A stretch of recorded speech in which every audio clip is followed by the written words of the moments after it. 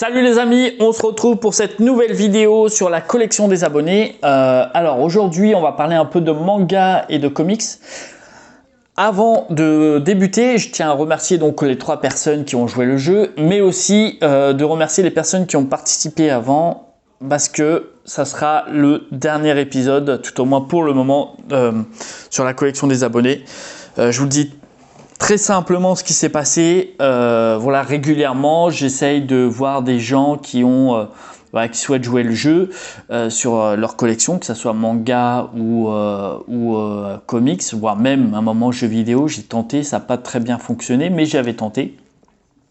Et dernièrement, on a failli, en fait, enfin failli. Il y a eu une tentative de piratage lorsqu'une personne a voulu m'envoyer le lien, enfin voilà, son lien sur la collection, sur disons sa collection. Donc pour vous dire, au mois de décembre, début décembre, je me suis fait pirater également mon compte. Voilà, pendant un mois quasiment, j'ai dû mettre fin quasiment à pas mal de choses sur Twitter, Insta et YouTube. Et là, j'ai décidé de ne plus prendre de risques inutilement. Donc voilà, maintenant il y aura que des reviews ou mes achats comics ou mangas. Enfin voilà. Pour le moment, je préfère stopper, mettre les choses au clair. Et puis, je suis assez peiné, ça me dégoûte, ça me fout un peu la rage parce que c'était quand même. Je la kiffais bien, moi, cette petite collection des abonnés. Je la trouvais vraiment intéressante. Voilà, il y avait une petite fascination en même temps de me dire, putain, les mecs, ils sont quand même des collections de dingue, qui sont peut-être pas forcément mis en avant sur d'autres réseaux. Donc voilà, ça permettait de donner un peu aux gens, de découvrir un peu ces personnes-là. Bref, voilà, à cause de 2-3 personnes sans doute, voilà, c'est comme ça. C'est comme ça, donc je prends plus de risques inutilement. Et puis je suis désolé encore, mais voilà, pour le moment je préfère stopper. Voilà, et puis voilà, et à très vite pour une nouvelle aventure. Ciao. Salut les amis. Écoutez, à la demande et à l'invitation de Comics Noob, je vais vous présenter ma bibliothèque, alors qui n'est pas aussi fournie que celle que j'ai pu voir justement partagée par notre ami. Mais bon, ma foi, écoutez, on va regarder un petit peu ça. Donc une bibliothèque comics, BD, manga franco-belge, enfin vraiment on a un petit peu de tout, on a un petit peu de tout chez moi. Donc on va commencer là-haut par... euh, oui, c'est vrai que c'est gros, mais c'est pas un des principaux ouvrages, c'est Oui de Margot Motin, que ma femme m'avait offert pour notre mariage. Les voyages de Jules, quelque chose que j'aime beaucoup, euh, c'est... comment dire, le compte-rendu fictif de Jules Toulet. Voilà, c'est une un petit carnet de voyage en quelques pages. Ici, on a cette superbe biographie de Delacroix, racontée par Alexandre Dumas et illustrée par Catherine Meurice. C'est absolument génial, ça je le conseille. Ici, vous voyez quelques mangas, d'ores et déjà. Tista, alors c'est un manga de seconde zone, il faut bien le dire, une histoire finie en 2 exemplaires. No Guns Life, ça c'est pas encore fini à l'heure actuelle. J'en ai pris que les 2 premiers exemplaires. Pour une simple et bonne raison, j'ai eu du mal un petit peu à accrocher à l'histoire et à l'univers. Hein, c'est un mec qui a une tête de pistolet. J'ai un peu abandonné après la deuxième. Voilà. Ensuite, Last Man, bon ça je pense que tout le monde connaît, illustré par Bastien Huyès. Ici c'est un peu, on va dire, des grands romans graphiques. Les zombies n'existent pas, je pense que c'est assez connu. Bella Ciao, ça c'est le dernier. J'ai fait une petite note sur mon Insta de Bella Ciao de Baru, absolument extraordinaire. Et Culotté, bien sûr, de Pénélope Bagieux, que j'aime beaucoup. Pareil, un très très grand, je pense, un auteur majeur de notre siècle, hein, faut pas hésiter sur les mots. Je pense que Pénélope Bagieux sera dans les livres d'histoire de la littérature française.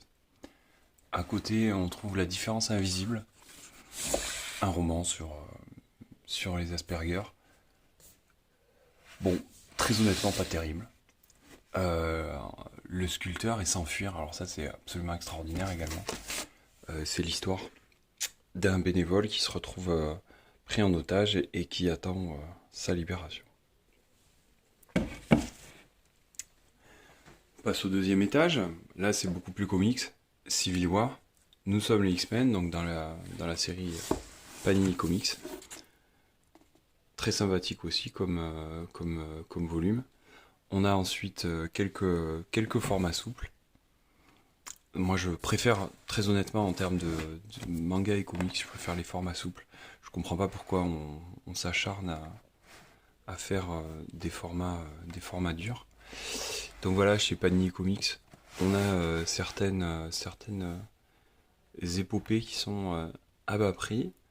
On en profite quand ça arrive, voilà, avec notamment des mutants que j'aime bien, qu'on retrouve assez peu, à savoir Sage ici. Et par exemple, on a également Psylocke, qu'on retrouve finalement peu, que ce soit dans le Marvel Cinematic Universe, illustré par Alan Davis, qui est un de mes illustrateurs préférés. Ici, on a la collection, la fameuse collection qui a été développée en partenariat avec Carrefour. Voilà, je l'ai quasiment complète, il manque le 2. Hein, donc si quelqu'un a le 2, qu'il n'hésite pas une seule seconde. On passe sur un petit Yoda, hein, n'est-ce pas, notre fameux petit Yoda du Mandalorian. Ici, tous les Riyad Satouf, là je les ai tous, c'est assez sympathique.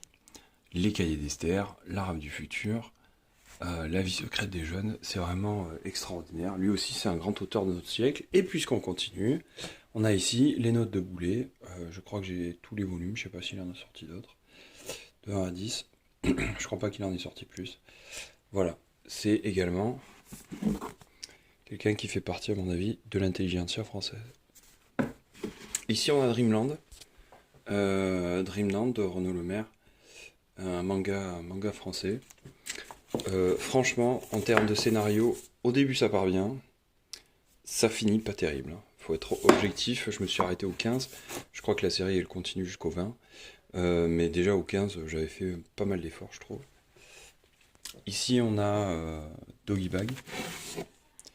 Doggy Bag, je me suis arrêté.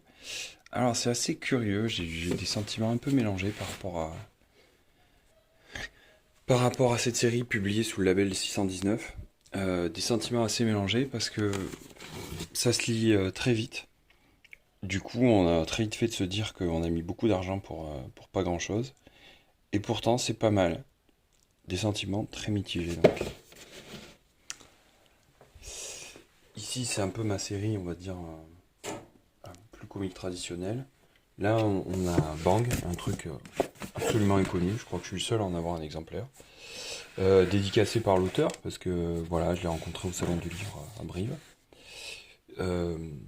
Quelques Star Wars. Et ensuite, Rachel Rising. Alors ça, c'est une série complète que j'ai, de Terry Moore. On accroche bien au personnage, j'aime bien. Et ensuite, Walking Dead, j'en ai quelques-uns. Là, les Black Butler, j'en ai un paquet également. Je dois confesser que j'ai lu la fin en scan.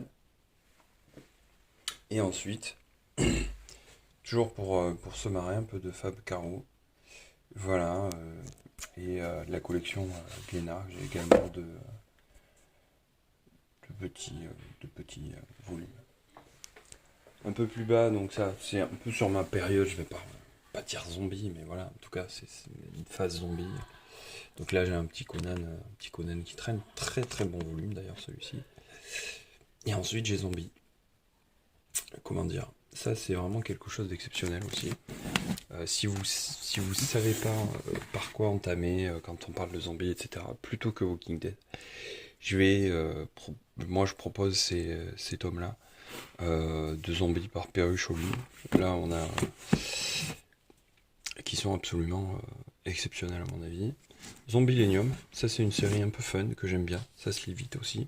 C'est du franco-belge, hein, avec ce style, cette patte, cette illustration très particulière de Arthur de Pince. Là, évidemment, un volume de Preacher, ça, tout le monde connaît. Je sais pas si tout le monde connaît, mais ça fait partie des séries les plus réputées. Pourtant, moi, j'ai eu un petit peu de mal à accrocher. Je pense que c'est très très violent et violent psychologiquement, donc très dur à lire pour lecteurs avertis. Et DMZ, euh, également très très bon. En fait, c'est une zone démilitarisée dans un futur d'anticipation. Et voilà, on suit les épopées de quelques-uns à travers ça.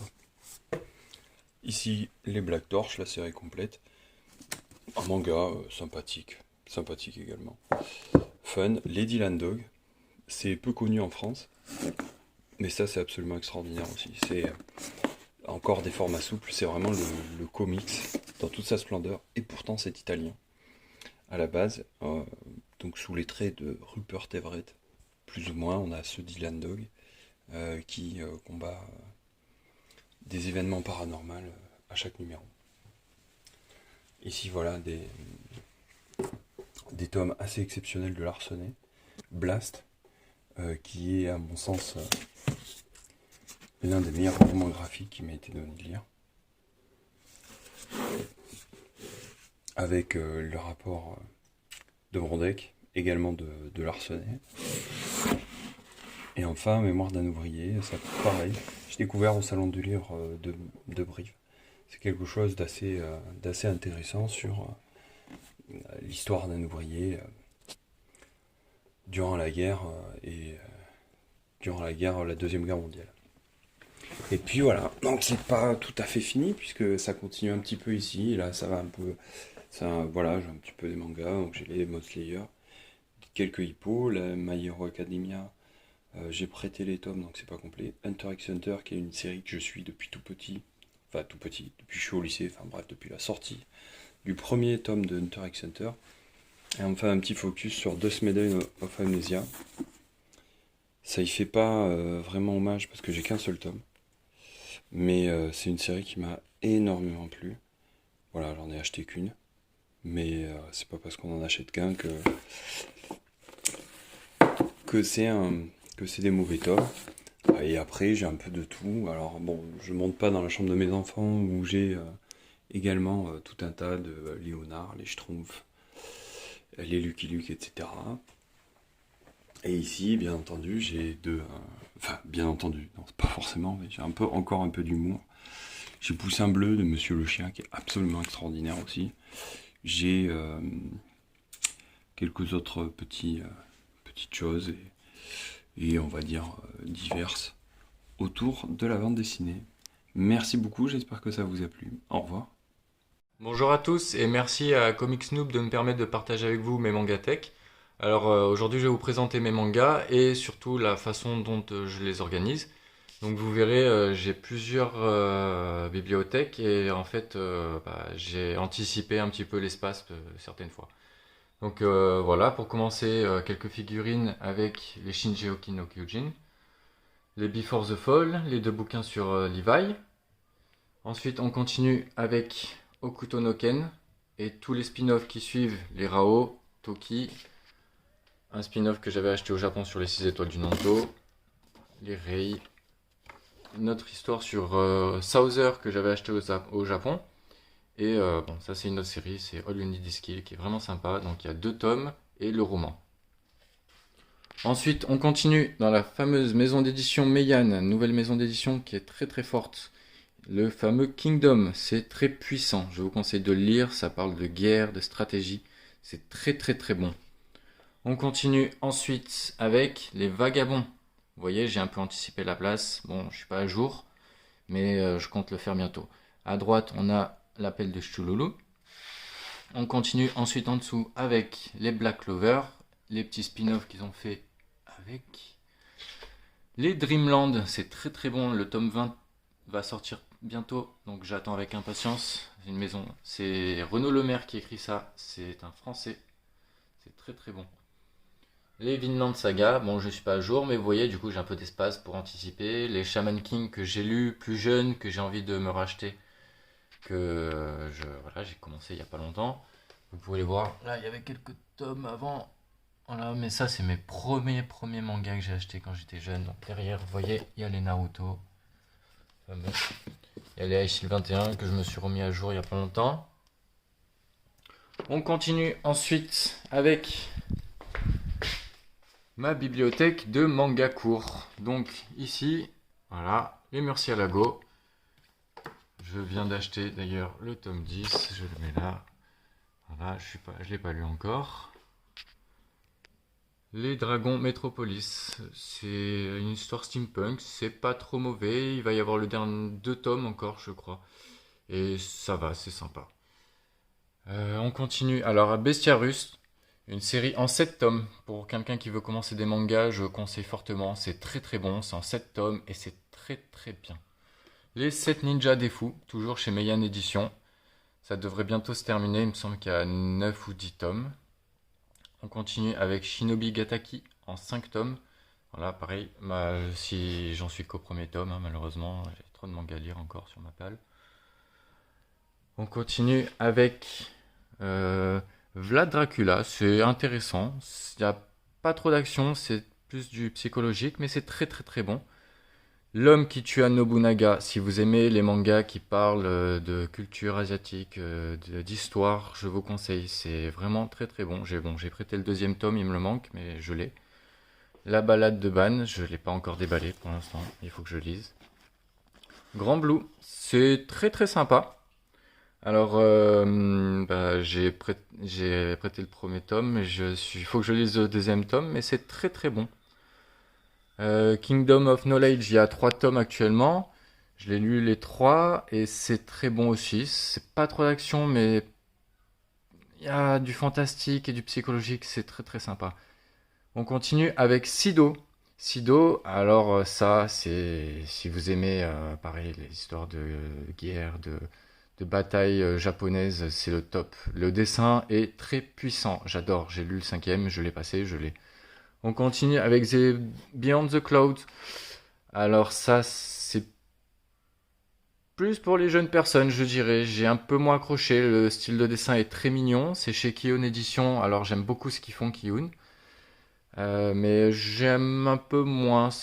Bon, je le lirai, mais je prendrai le temps. Voilà.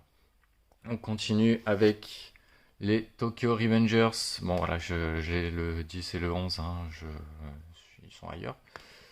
Mais ça, c'est de la tuerie. Un bon shonen de baston, du Furyu. Ça, je sais qu'on en parle beaucoup en ce moment parce que il y a l'anime qui passe.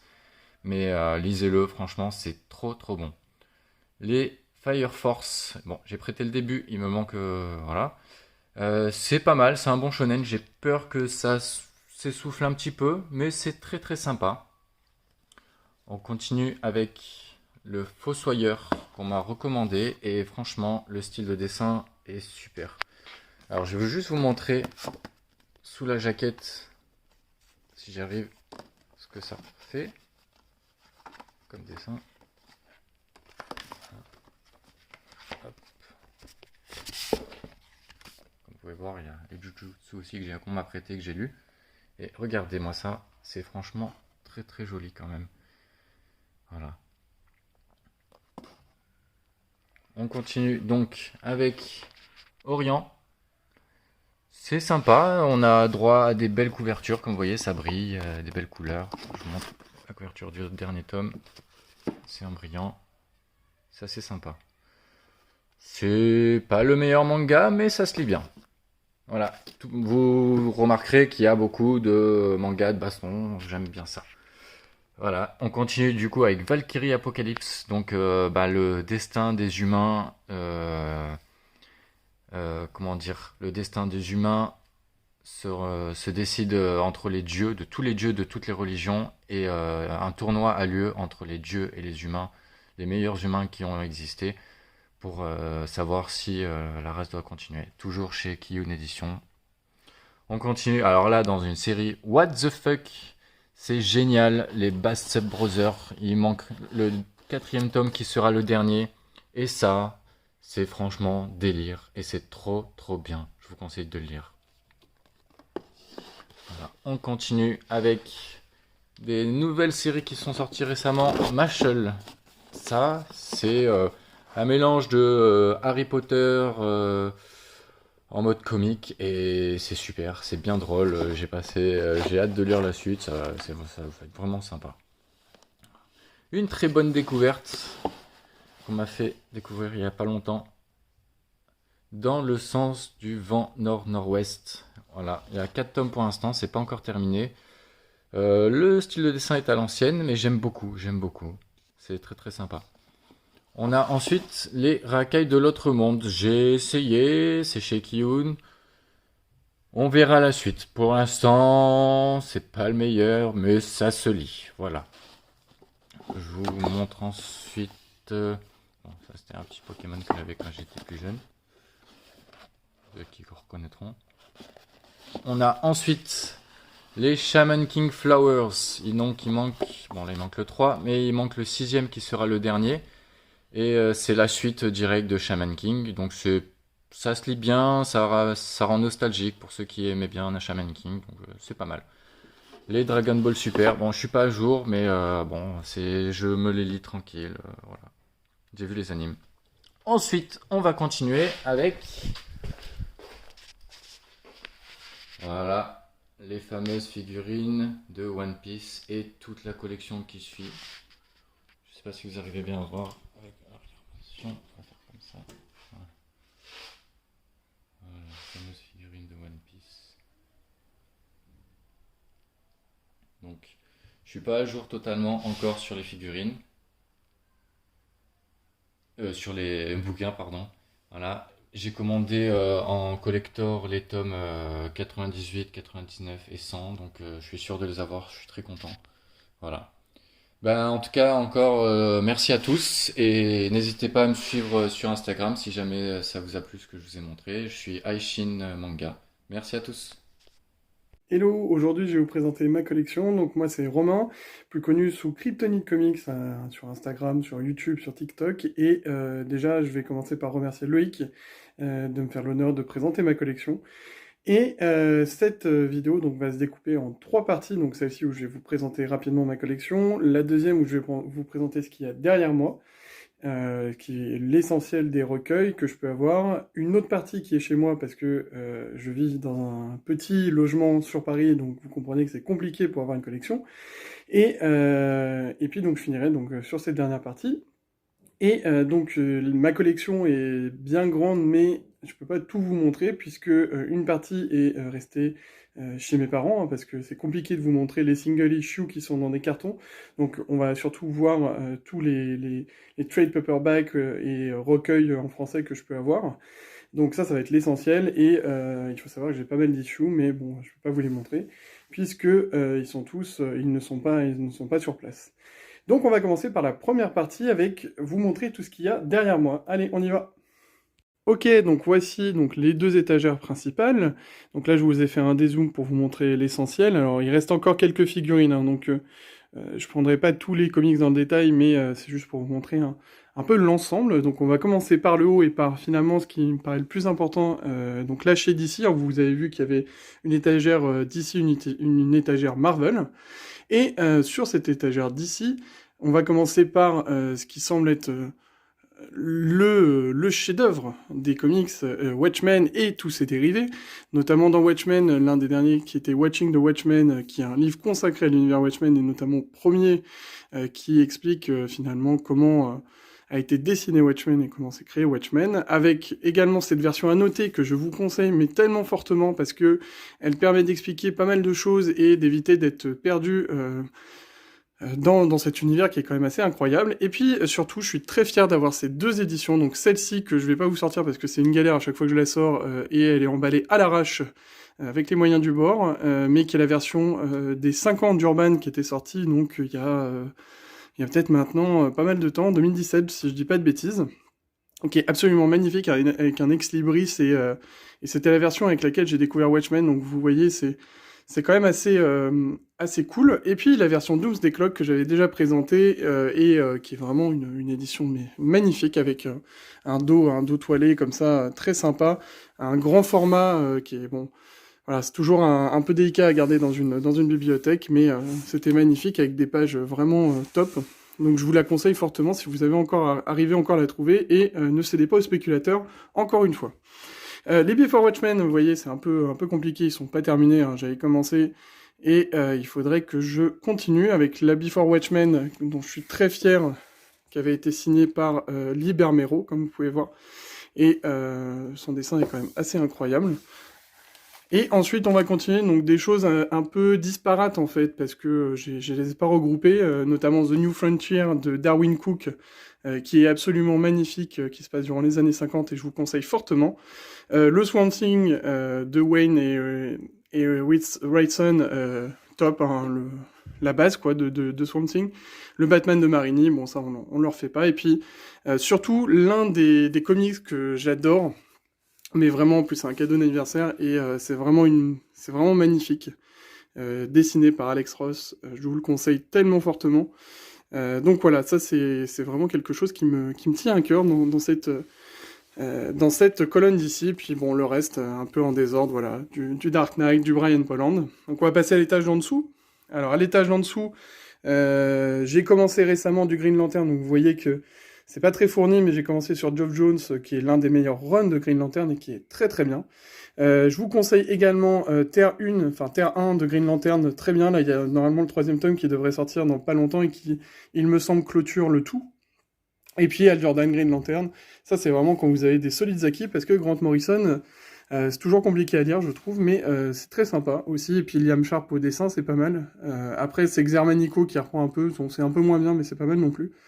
Donc voilà, c'est assez succinct sur Green Lantern, mais en fait c'est un peu succinct sur pas mal de choses chez DC, chez moi, puisque je me suis surtout axé sur Batman, on va le voir après, mais il y a quelques trucs sympas, donc le Shazam par exemple de Geoff Jones, qui est très très bien et que j'ai réussi à avoir en noir et blanc, et ça vaut le coup pour le dessin de Gary Frank. Et puis, pas assez de Wonder Woman à mon goût, ça on va essayer d'y remédier, parce que franchement il y a des bons récits, et bon là j'en ai certains qui sont très très bien, hein. Et puis après, quand on passe donc Léviathan, là, ça c'est pas incroyable, hein, Léviathan, mais c'est pas mal non plus, ça se défend. Et puis bon bah là sur Superman, là les puristes vont criser parce que j'ai pas beaucoup de Superman et je ne suis pas un grand fan de Superman, et là je vais me faire tomber dessus parce que le All-Star Superman est dans ma collection, mais alors franchement. Moi, j'ai pas du tout accroché quand je l'ai lu. On m'a dit que c'était un iconique, et bien, bah, moi, j'ai pas spécialement accroché. En revanche, le Superman Unchained, magnifique, et une des pièces de ma collection que j'adore le plus, déjà parce que c'est la version spéciale qu'avait fait Album Comics quand il est sorti, quand Jim Lee est venu.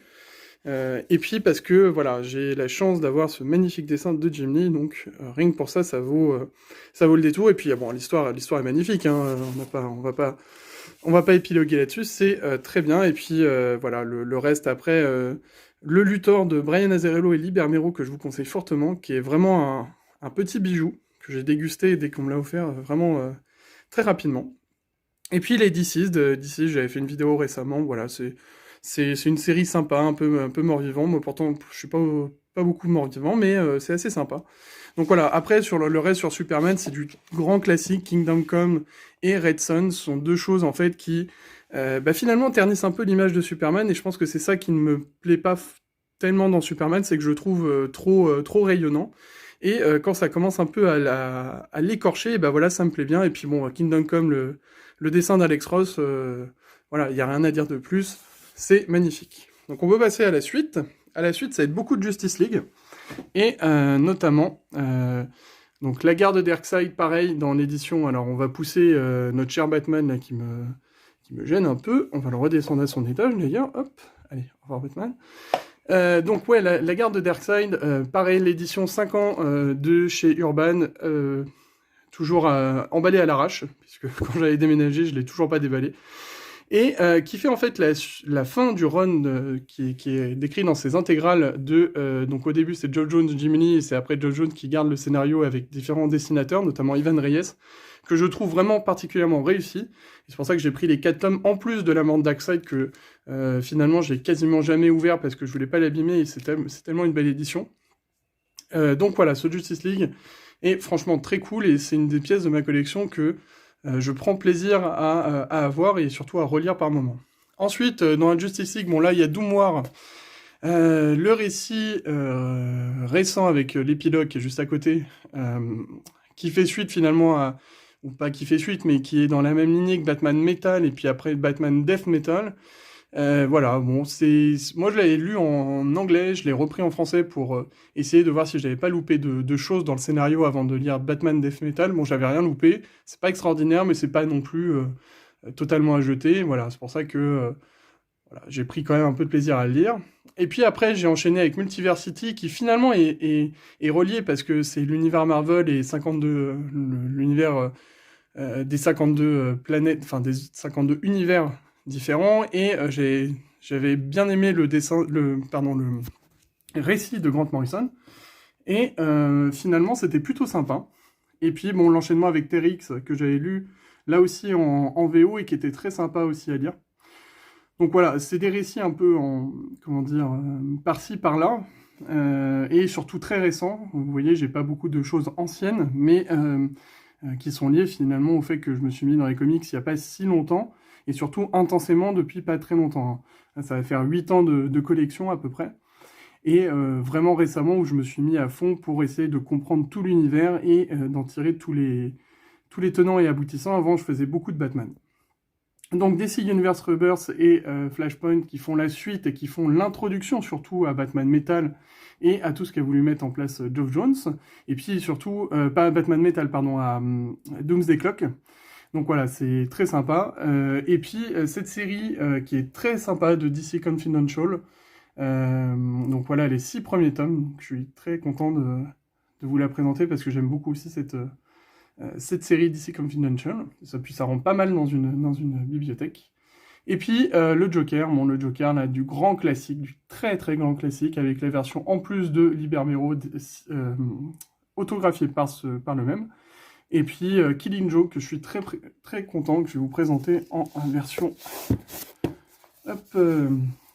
en version deluxe. Donc, voilà, je vais dézoomer, qui est exact à finalement la version qui avait été présentée en VO. Donc très sympa, je suis très content de l'avoir celle-ci aussi, c'est vraiment une pièce de ma collection, je suis très sympa parce que je suis très, très content d'avoir parce que c'est en plus un récit iconique sur le Joker, donc d'autant plus content de l'avoir. Bon, maintenant on va passer au plus important, pour moi, c'est Batman. Alors Batman, on retrouve, il est encore là. Il est encore là. Attendez, on va le pousser parce que là, il commence à nous embêter un peu, lui. Alors, allez, hop, tu jartes. Donc Batman, là vraiment, c'est du grand classique. Très grand classique. Donc là, vous allez voir dans cette partie-là, alors je les ai un peu classés, je suis un peu maniaco-maniaque sur le rangement. J'ai classé sur tout ce qui était un peu plus récent et ce qui me plaisait peut-être un peu moins, on va dire. Et avec un peu de VO à la fin. Donc là, ça va être vraiment du récent. Le Batman Détective, je vous conseille, mais vraiment amplement. Le premier numéro était incroyable. Et je sais que j'ai des très bons échos sur la suite. J'avais déjà fait une revue sur Insta de celui-là, mais vraiment, je vous le redis, il est topissime. Pareil, Batman Collector, le tome de 2018, à la vie, à la mort, c'est une superbe histoire d'amour. Et c'est très très sympa. Bon, Grant Morrison, j'avais pas continué parce que je suis arrivé au moment où ils ont sorti les intégrales avec des tomes un peu plus grands, donc j'avais pas spécialement continué. Il faudrait peut-être que je reprenne parce que là aussi je trouvais que Grant Morrison est toujours exigeant dans son écriture, dans sa connaissance de l'univers Batman, mais c'est toujours sympa. Ensuite, du très classique, un Batman Metal qui casse pas 3 pattes à un canard, mais qui était pas mal. Multivers Noir, pareil, je n'ai toujours pas acheté le deuxième, mais je sais pas si je vais l'acheter. Le Batman qui rit, Batman Death Metal, avec le troisième qui n'est pas encore dans la collection parce que je l'ai oublié de le mettre, mais je l'ai lu, et là encore, Batman Death Metal, on est encore sur un truc qui est pas oufissime. Batman le Chevalier Noir, j'avais bien aimé aussi, Paul Jenkins et David Finch, notamment le premier numéro était très sympa. Batman Joker War, je viens de finir là je suis en train de finir le 3e numéro et c'est vraiment très cool, je trouve, pour le coup. Et le dessin de Jiménez est très sympa. Puis le Batman Name, le fameux Batman Name avec le Bat Easy. Et je vous ai ressorti, parce qu'il tenait pas dans la collection, ce cadeau que j'avais eu, qui me fait toujours autant plaisir à voir, qui regroupe The Dark Knight Returns et The Dark Knight Strikes Again, la partie de Frank Miller sur Batman, qui est absolument incroyable. On passe sur la dernière partie. Alors attendez, hop, voilà. Sur la dernière partie, donc là j'ai regroupé tout ce que j'avais en noir et blanc. Et bon, là vous voyez, il y a pas mal de petites figurines. Bon, je vais pas les pousser, mais ça ne gêne pas la visibilité. Et donc Créateur de la nuit, qui est très bien, que j'ai lu en couleur et qui était très sympa. Et puis bah, le triptyque Amère Victoire, Des ombres dans la nuit, un long Halloween, qui est plus loin dans la collection, mais qui est absolument incroyable et qui est pour moi 3 numéros, mais vraiment fondamental dans la légende du Batman, et pour moi c'est même peut-être les 3 meilleurs numéros que j'ai lus, avec The White Knight et Curse of the White Knight, puisque ça aussi c'est vraiment très très bien, donc je vous le conseille. Et puis le fameux Silence, Jeff Lubb, Jim Lee, que j'avais trouvé à un prix raisonnable il y a quelques temps, et qui est très bien aussi à lire en noir et blanc, puisque le dessin de Jim Lee est incroyable. Batman la légende, Jim Aparo, si vous avez le 2e numéro, contactez-moi, parce que j'adore Jim Aparo, donc voilà, si vous l'avez, je suis preneur. Après, Dark Knight, qui fait suite à tout l'univers de Frank Miller sur The Dark Knight. Bon, ça c'était pas incroyable, mais bon, ça se laissait dire. Pareil, The Golden Shield, j'avais pas spécialement accroché, c'était pas incroyable non plus. Et puis dans la fin, vous voyez que je n'ai pas encore tous les numéros du Batman de Scott Snyder. Je les ai tous lus parce que je les avais lus en VO. Mais j'attends de compléter, je les complète en les chinant par-ci par-là. Je les achète pas en neuf, ceux-là, parce que j'ai envie de la compléter et de me faire un kiff de la compléter en occasion. Donc j'essaye de chercher, et puis ça va tout doucement, et je vais réussir à la compléter tranquille. Et puis j'aimerais m'arrêter sur Batman année 1. Je vais pas le sortir parce qu'il y a toutes les figurines, mais m'attarder juste 30 secondes, parce que ce numéro-là représente pour moi le premier comics que j'ai lu. Et ça a une valeur assez sentimentale de vous le présenter, parce que c'est celui qui m'a donné envie de continuer sur du Batman, mais pas que, et de continuer sur tout le reste. Et juste pour ça, voilà, je voulais m'arrêter là-dessus. Ce Batman année 1, c'est vraiment la pièce maîtresse de ma collection, celle qui sera toujours là, celle qui sera relue au moins une fois dans l'année. Donc vous imaginez, j'ai déjà dû le lire 6 ou 7 fois, mais à chaque fois c'est toujours le même bonheur de relire ces pages-là, de ressentir l'odeur du livre, comme pour la première fois, et pour la première fois que j'ouvrais un comics. Donc pour tous les passionnés qui regardent cette vidéo, comprendront à quel point c'est vraiment une Madeleine de Proust, ce comics pour moi. Ok, alors, bon, là on passe chez Marvel. Chez Marvel, bon, il y a pas mal de choses. Donc déjà, je vais commencer par, je vais pousser la grosse tête de Thanos, là.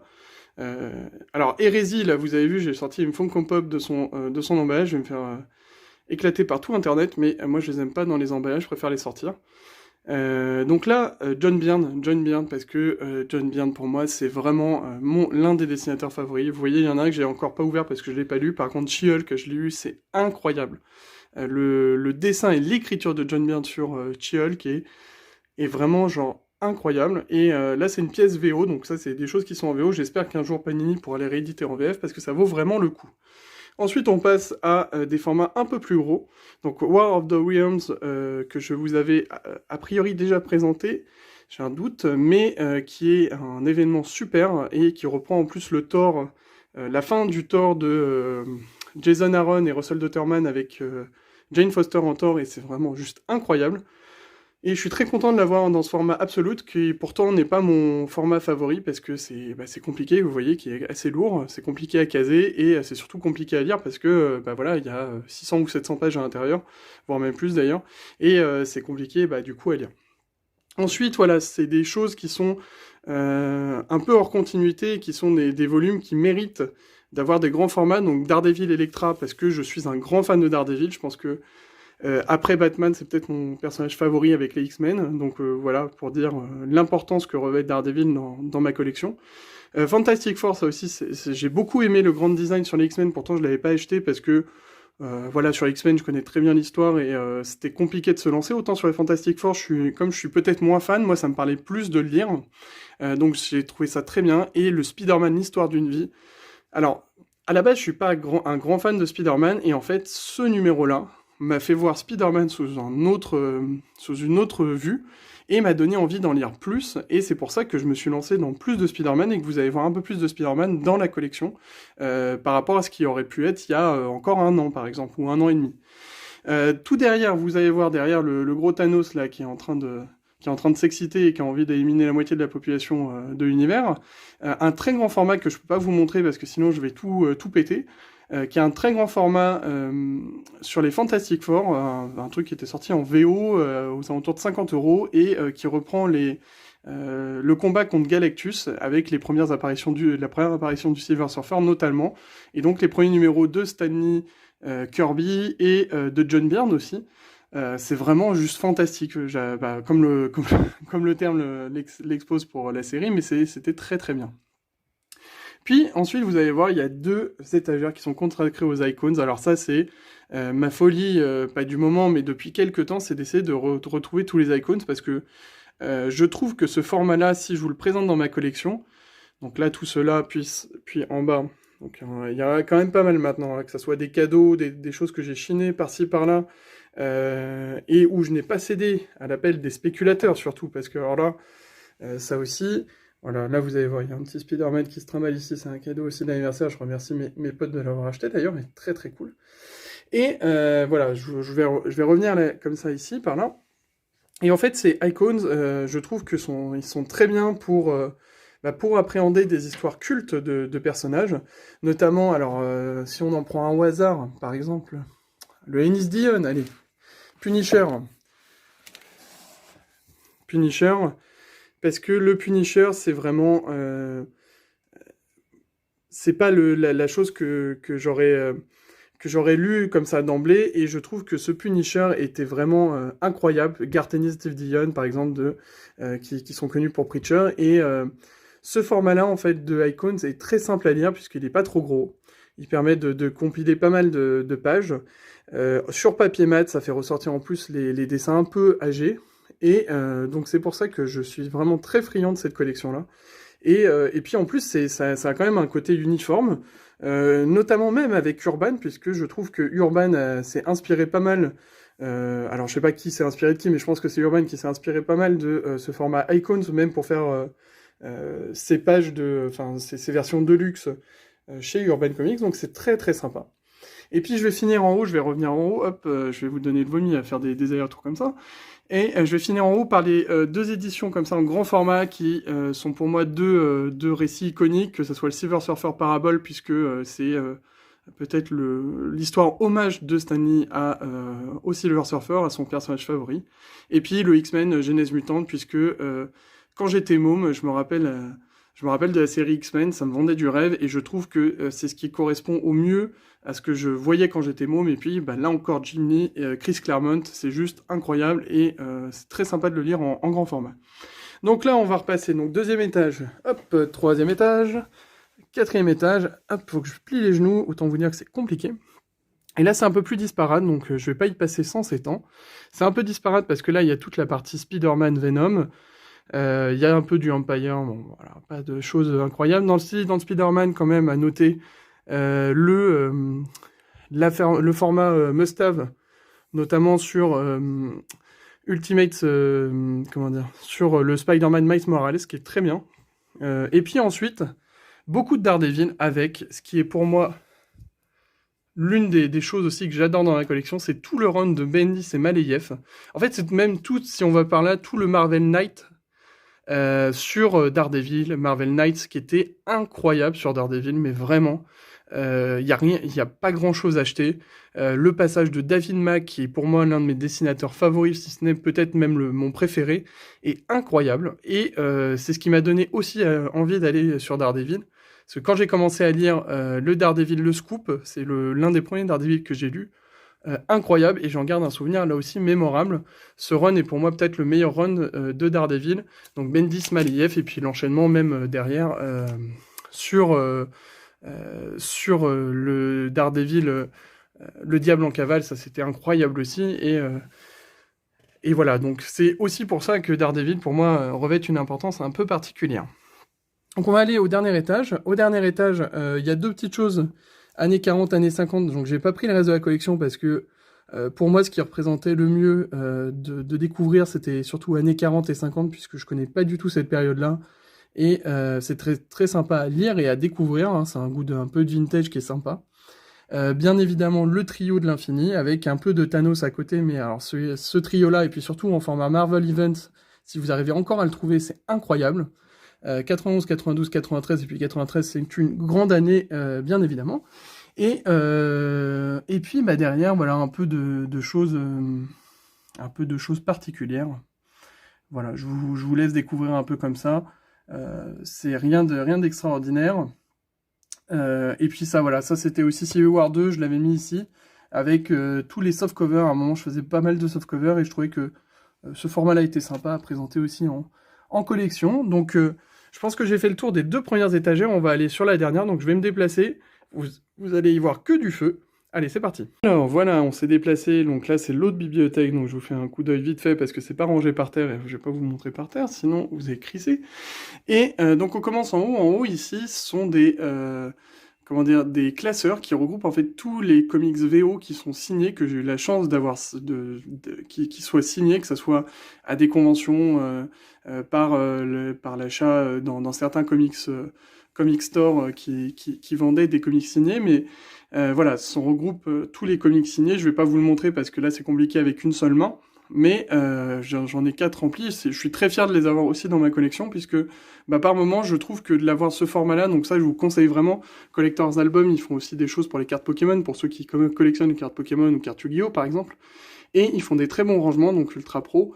Et c'est toujours sympa de les relire, de revoir, voilà, ça fait un peu, catalogue très sympa à regarder de temps en temps. En dessous, là, vous allez voir l'essentiel de la collection sur les intégrales. Je les ai pas toutes. Et grosse info de la journée, j'ai réussi à avoir l'intégrale 68 que je cherche depuis, mais tellement longtemps. Donc voilà, j'ai réussi à la trouver à un prix abordable, c'est-à-dire non spéculatif. Et donc elle n'est pas encore présente dans la collection, mais il y en a déjà pas mal, comme vous pouvez le voir. Avec vraiment celle de 1980, celle-ci, qui est quand même assez incroyable. Alors, bonjour Chris Claremont, hein, m'avait fait signer ça, que je suis très content d'avoir, qui est d'ailleurs, si je l'ouvre, je crois, signé par ce cher Chris. Oui, signé par Chris Claremont. Donc, encore plus fier de l'avoir, vraiment, c'est pour moi en plus l'une des meilleures histoires qu'on peut avoir sur les X-Men, donc vraiment je suis très fier de l'avoir, et puis je suis très fier d'avoir ces intégrales qui sont vraiment collectées au fil du temps, au fil des achats, au fil des rencontres aussi avec les gens. C'est ça aussi que j'aime beaucoup dans l'achat, notamment sur des sites comme Le Bon Coin ou autres. C'est d'en plus on peut rencontrer des gens, généralement ce sont des vrais passionnés qui vendent leurs comics, enfin la plupart des gens que j'ai rencontrés en tout cas c'était le cas. Et je suis très content de pouvoir rencontrer ces gens-là et de discuter avec eux, d'autant plus en ces temps de Covid. Voilà, petit aparté, mais qui fait aussi partie de la collection. Alors là, je descends à l'étage du dessous, donc encore des X-Men, et la X-Factor, et surtout les intégrales Silver Surfer, que je suis très content de vous présenter, parce que c'est quand même assez sympa, elles sont vraiment très sympas, et je vous avais déjà présenté dans une vidéo sur le Silver Surfer, et c'est très cool. Et puis là, après, c'est un peu disparate, c'est pas rangé, donc... Il y a un peu de X-Men, de Wolverine, donc là Wolverine, ce format-là que j'aime beaucoup, qui est très fondateur, et qui est fondateur même des films X-Men, qui est Dieu crée, l'homme détruit, de Chris Claremont et Brett Anderson, qui est vraiment un récit à avoir dans une collection, et je suis très content de l'avoir. On va passer en dessous. Alors, en dessous, on retrouve un peu de Wolverine, avec Old Man Logan, qui est une version que j'ai chinée au Royaume-Uni, très sympa, avec Wolverine Madripoor Nights. C'est tellement bien celui-là. Donc ça, c'est en VO. Je crois que ça a été édité en VF dans les intégrales VF de 89 ou 90. Moi, je l'avais trouvé en VO, pareil, je sais plus où je l'avais chiné, mais cette partie-là de Wolverine est juste incroyable. Ça dépeint une certaine comment dire, une certaine une certaine époque, voilà, si j'arrive pas à trouver mes mots. Et vraiment, c'est très très très bien, j'aimais beaucoup. Pareil, Arme X, hein, la base. Et puis ensuite, bon bah voilà, c'est un peu disparate, hein, là, cette partie-là. Il y a du Inhumans versus X-Men, là que je peux pas vous montrer parce que c'est compliqué de le retirer. Signé par Charles Saul, que j'aime beaucoup. Il y a du Air d'Apocalypse parce que j'ai pas cédé aux omnibus. Il y a du Sin City. Bon, Sin City, ça je vous le présente pas, mais je suis très fier d'avoir cette comment dire, cette édition-là. Donc voilà, là c'est vraiment très disparate, hein, faut pas faire attention, c'est surtout que bah voilà, j'ai plus de place, hein. Ce que vous voyez pas, c'est qu'il y en a beaucoup qui attendent, et je vais racheter une autre étagère pour tout mettre, parce que là c'est vraiment la crise, comme on dit, dans le milieu. Ensuite, on passe sur l'avant-dernière, donc là du Sandman, du V pour Vendetta, du Punk Rock Jesus. Là on va rentrer vraiment dans ce qui est un peu plus, pas mature, mais il y a de l'indé, il y a du Vertigo, voilà. On s'éloigne un peu du Marvel et DC Comics, et je suis très content aussi d'avoir cette partie-là de ma collection, parce que ça montre la partie un peu plus peut-être mature, les choses que je peux lire un peu plus matures, et surtout, en plus, à chaque fois, chaque chose que j'ai lue qui est présente ici, c'est vraiment quelque chose que j'ai adoré au plus haut point, donc c'est pas lui rendre hommage que de la mettre sur les 2 dernières étagères, mais c'est parce que ça s'est présenté comme ça, mais vraiment, il faut me croire, j'adore cette partie-là. Donc les Tortues Ninja, ça c'est toute mon enfance également, et les 2 récits qui sont présents ici sont incroyables. D'ailleurs, j'attends le retour du numéro 1 parce que j'étais passé à côté. Hillbilly, ça c'est incroyable. Eric Powell, je surkiffe. J'attends d'acheter The Goon aussi, parce que c'est très très bon. God Country, ça j'en parle même pas, c'est Donny Cates, le grand Donny Cates, je l'adore ce mec. Et puis, bon, voilà, du John Byrne. November, c'est très très bien d'ailleurs. Il faudrait que j'achète le tome 2, c'est très très bien. Magic Order, ça je vous le fais pas. Et puis Maestro, top aussi. Et puis on va finir par Preacher. Donc, Preacher, toute la série. Incroyable série. Il y en a un qui est encore sous cellophane parce que je crois que je l'avais lu chez un ami. Et que j'avais pas ouvert cette édition, enfin peut-être que je l'ouvre parce que ça fait un peu dégueulasse quand même. Et puis du Hellblazer, ça je m'en suis mis récemment à Hellblazer, parce que j'avais toujours du mal à comprendre qui écrivait quoi, Warren Ellis, Garth Ennis, Jamie Delano, j'ai rien compris. Et puis bah là j'ai repris un peu la chronologie, et je trouve ça vraiment incroyable. Donc maintenant je vais me lancer dans Hellblazer, pareil quand j'aurai un peu plus de place aussi, parce que ça... Voilà. Et puis bon bah je vais terminer Preacher, voilà. Preacher c'est incroyable, jetez-vous sur Preacher. Et je crois qu'on a fait le tour.